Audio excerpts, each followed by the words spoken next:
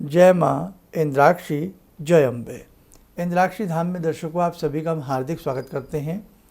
आज इस अंक में हम बात करने वाले हैं कि घर से निकलते समय हमें क्या विशेष करना चाहिए।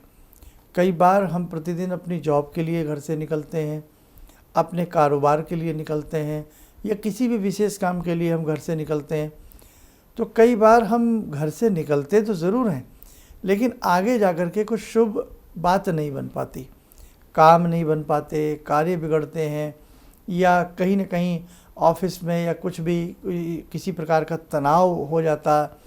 तो जब हमें ऐसा भय हो कि आजकल हमारे दिन अच्छे नहीं चल रहे हैं, आजकल हमारा समय अच्छा नहीं चल रहा है, हम ऐसा क्या करके निकलें जिसमें कि हमें शुभ संदेश मिले, शुभ समाचार मिले और वो समय हमारा साथ दे, हैं।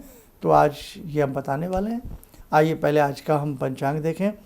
17 अगस्त सन 2025, दिन रविवार, संवत 2082, भादों का महीना, कृष्ण पक्ष, तिथि नवमी है, नक्षत्र रोहिणी, राहु काल 4:30 से 6, दिशा शूल पश्चिम दिशा।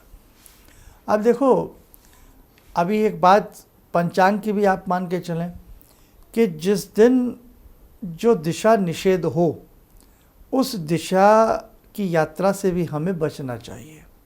ये दिशा शूल का बड़ा महत्व होता है कि भाई आज की ये दिशा शूल है, इस दिशा में यात्रा नहीं करनी चाहिए। अति आवश्यक हो तो हमें उसका परिहार करके, उसका उपाय करके, उपाय हमने अनेकों कार्यक्रमों में बताए हैं, वो करके हमें निकलना चाहिए। अब हम अपनी बात पे लौटते हैं।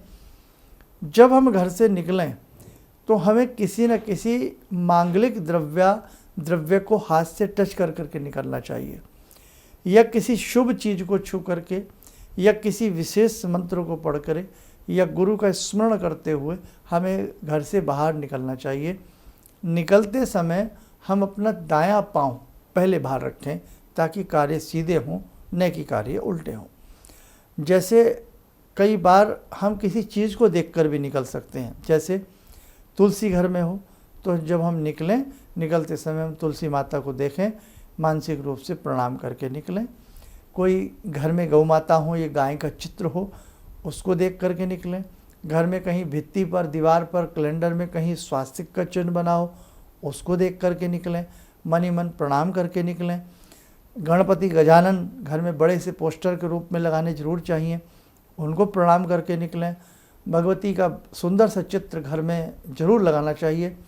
उनके आयुधों को, शस्त्रों को प्रणाम करते हुए निकलें, उनके मुखमंडल को प्रणाम करते हुए निकलें, उनको चरणों को निहारते हुए प्रणाम करके निकलें, बड़ा अच्छा होता है।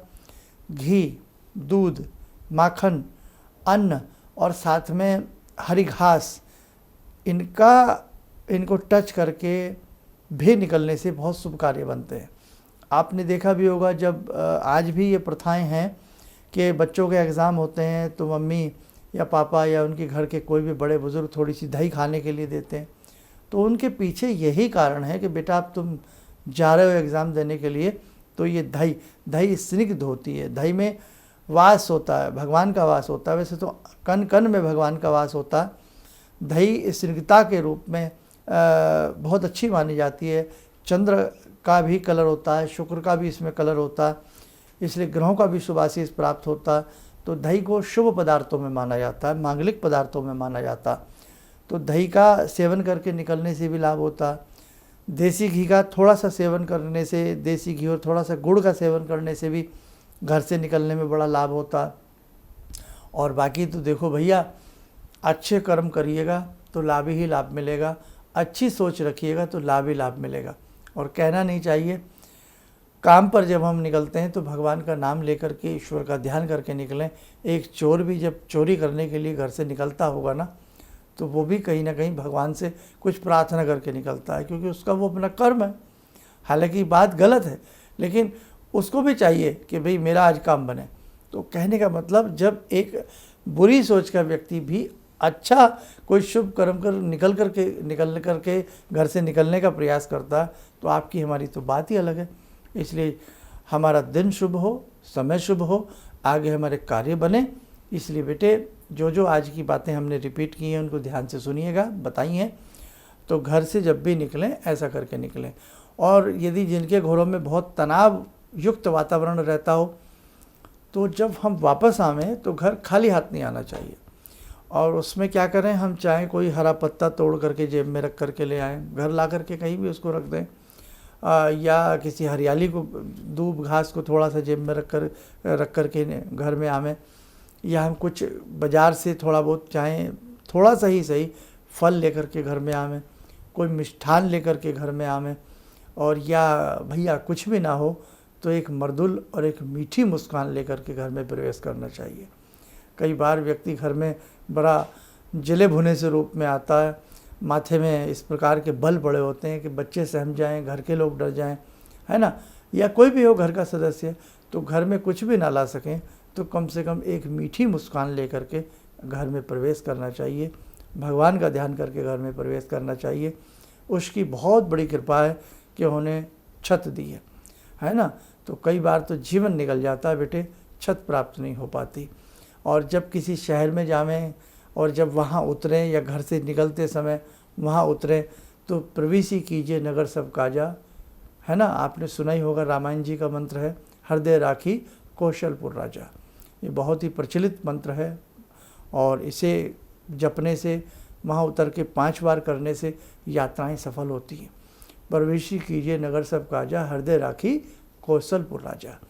तो बेटा बड़े अच्छी चीज़ें हैं, लेकिन हम कई बार इन चीज़ों को अविश्वास मान लेते हैं, ढोंग मान लेते हैं, लेकिन ऐसा नहीं है। हर चीज़ें अविश्वास के योग्य भी नहीं होती हैं। हम कहते हैं आप अंधविश्वास न करें, लेकिन कहीं कहीं तो विश्वास करें कुछ बातों पर।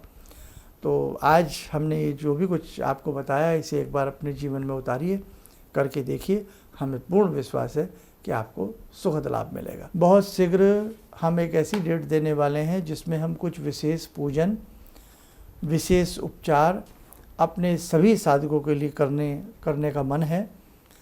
उसमें हम आपका नाम रजिस्टर्ड भी करेंगे और सारी चीज़ें हम आपको बहुत शीघ्रतम बताने वाले हैं।